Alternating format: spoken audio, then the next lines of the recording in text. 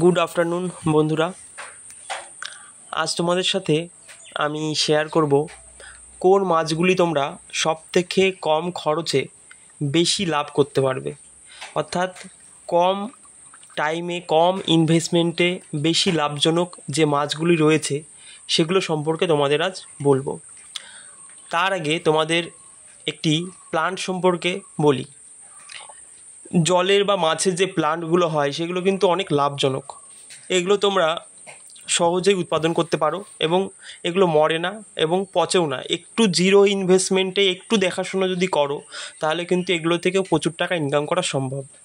আমি কলকাতা থেকে এই ছোট্ট একটি অ্যামাজন প্লান্ট এনেছিলাম এবং সেই গাছটি লাগানোর পর তোমাদের দেখাচ্ছি গাছটি বড় হয়েছে। একটি গাছ থেকে যে চারাগুলো হয়েছে আমি মিনিমাম 500 টাকার চারা বিক্রি করেছি। 10 টাকা দিয়ে একটি চারা কিনেছিলাম এবং মিনিমাম 500 টাকা থেকে 1000 টাকার চারা এই গাছটা থেকে বিক্রি করেছি। এবার বন্ধুরা মেন টপিকে আসছি। আমার অভিজ্ঞতাতে আমার মনে হয় সব থেকে কম টাইমে এবং কম ইনভেস্টমেন্টে কম খরচে বেশি লাভজনক যে মাছটি সেটি হচ্ছে এক কথায় গাপ্পি মাছ। কারণ গাপ্পি মাছের প্রচুর ভ্যারাইটি রয়েছে এবং এগুলো 3 টাকা 4 টাকা 5 টাকা থেকে শুরু করে 1000 2000 টাকা পর্যন্তও পাওয়া যায় মার্কেটে। তোমরা খুব সহজেই গাপ্পি মাছ কিন্তু উৎপাদন করতে পারো।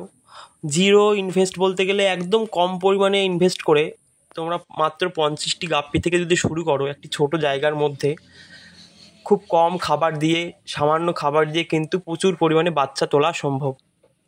একটি গাপ্পি মাছ বাচ্চা থেকে অ্যাডাল্ট হতে সময় লাগে মাত্র 1 থেকে 1.5 মাস এবং এই 1 থেকে 1.5 মাস পর তোমরা এই গাপ্পি মাছটি 5 টাকা থেকে 15 টাকায় সেল করতে পারবে। আমি নর্মাল গাপ্পির কথা বলছি, যেগুলো মার্কেটে সাধারণ যে গাপ্পিগুলো পাওয়া যায়, কোবরা গাপ্পি, পোল্যান্ড গাপ্পি বা মোজাইক বা নিয়ন গাপ্পি যেগুলো, সেগুলোর কথা বলছি। এবং গাপ্পিগুলো কিন্তু খুব দ্রুত বাচ্চা দেয়। প্রতি মাসে তোমরা গাপ্পিগুলো থেকে বাচ্চা তুলতে পারবে এবং একটি অ্যাডাল্ট সাইজের গাপ্পি মিনিমাম 20 পিস 30 পিস এরকম বাচ্চা দেয়। তো তোমরা নিজেরাই হিসাব করো, তোমরা যদি 50 পিস গাপ্পি দিয়ে শুরু করো এবং 1 মাস 1.5 মাস পরে সেগুলো থেকে কতগুলো বাচ্চা তোমরা উৎপাদন করতে পারবে এবং তার 1 মাস পর কিন্তু সেগুলো আবার সেল করার জন্য পুরো উপযুক্ত হয়ে যাবে। 1 মাস পর সেগুলো অ্যাডাল্ট হয়ে যাবে, তখন কিন্তু সেগুলো সেল করে দিতে পারো এবং সেগুলোও যদি রেখে দাও তাহলে কতটা বাচ্চা উৎপাদন হবে। তো 1 নম্বরে আমি রাখছি গাপ্পি মাছকে। তারপর আসছি মলি মাছে। মলি মাছ বেশ ডিমান্ডফুল একটি মাছ এবং বিভিন্ন কালার্সের হয়, বিভিন্ন টাইপসের সাইজের। বেলুন মলি রয়েছে মার্কেটে, red molly, black molly, normal, বব মলি, বিভিন্ন মলি রয়েছে এবং এটিও অনেক লাভজনক একটি ব্যবসা।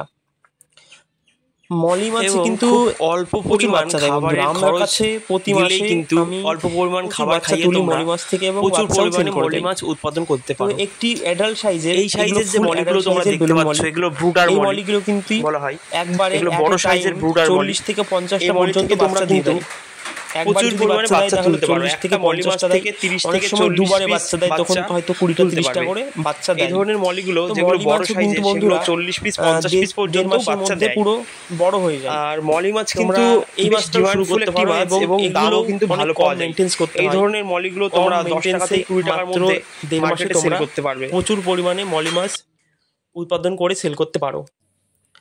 মলি মাছের সাথে প্লাটি মাছটাও বলি, প্লাটিও কিন্তু ভালোই বাচ্চা দেয়, বাট প্লাটির ডিমান্ডটা একটু কম থাকে আর মলি মাছের ডিমান্ডটা থাকে অনেকটা বেশি। সাধারণ যে মলিগুলো হয় সেগুলো তোমরা একটু বড় করলেই 10 টাকা থেকে 15 টাকা 20 টাকা করে সেল করতে পারবে। আমি রিটেল প্রাইসটাই বলছি। এরপর বন্ধুরা প্লাটি মাছেও বেশ ডিমান্ড রয়েছে এবং প্রচুর বাচ্চা দেয়। এরপর আসবো অটোব্রিডের থেকে ডিম ছাড়ে যে মাছটি, সেটি হচ্ছে জেব্রা মাছ। জেব্রা মাছে কিন্তু প্রচুর পরিমাণে ডিম ফোটানো সম্ভব। অ্যাট এ টাইম জেব্রা মাসে 150টা থেকে 200টা 250টা পর্যন্ত ডিম পারে এবং সেখান থেকে যদি 100টাও বাচ্চা হ্যাচ হয় তাহলে ভাবো তোমরা 10-15টা পেয়ার থেকে যদি শুরু করো তাহলে প্রত্যেকটি মাছ থেকে যদি 100 পিস করে বাচ্চা তুলতে পারো তাহলে কত পরিমাণে বাচ্চা হয়। এবং সব থেকে দ্রুত বড় হয় জেব্রা মাছ। জেব্রা মাছ খুব দ্রুত বড় হয়, অন্য মাছের তুলনায় জেব্রা মাছ তোমরা খুব দ্রুত বড় করতে পারবে এবং মার্কেটে এগুলো 5 টাকা থেকে 10 টাকায় সেল করতে পারবে। এরপর আসি সব থেকে সুন্দর এবং একটি মাছ যেটার নাম সবাই জানে, সেটা হচ্ছে গোল্ড ফিশ। তবে গোল্ডফিশ মাছের কিন্তু একটু মেনটেন্স করতে হয়, জলের কন্ডিশনটা ঠিক রাখতে হবে, টেম্পারেচার এবং খাবার দেওয়ার সময় অবশ্যই অল্প পরিমাণে অ্যাট এ টাইম খাবার দিতে হবে। গোল্ডফিশ মাছের সবথেকে বেনিফিশিয়াল যে দিকটা সেটা হলো প্রচুর পরিমাণে ডিম পাড়ে। একটি অ্যাডাল্ট সাইজের গোল্ডফিশ 300 থেকে 500 ডিম পারবে। তো সবগুলো যদি হ্যাচ নাও হয়, মিনিমাম 200 পিস ডিম যদি হ্যাচ হয়, তাহলে ভাবো তোমরা 10টা গোল্ডফিশ থেকে যদি ডিম ফোটাতে পারো তাহলে কত পরিমাণে বাচ্চা হয়। এবং গোল্ডফিশ কিন্তু 2 মাসে পুরো অ্যাডাল্ট হয়ে যায়।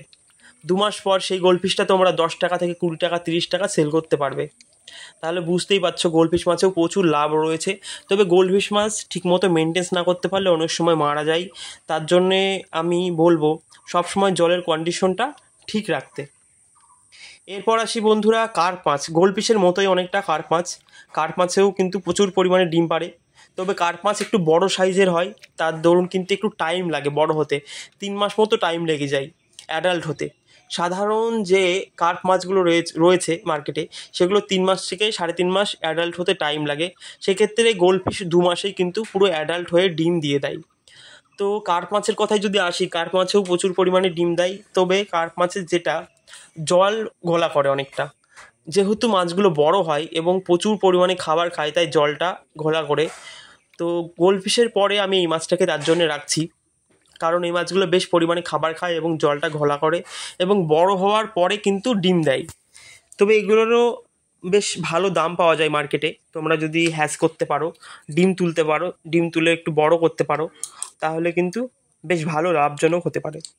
আর একটা বিষয় বলবো, তোমরা লোকাল মার্কেট থেকেও ছোটো মাছ কিনে সেল করতে পারো।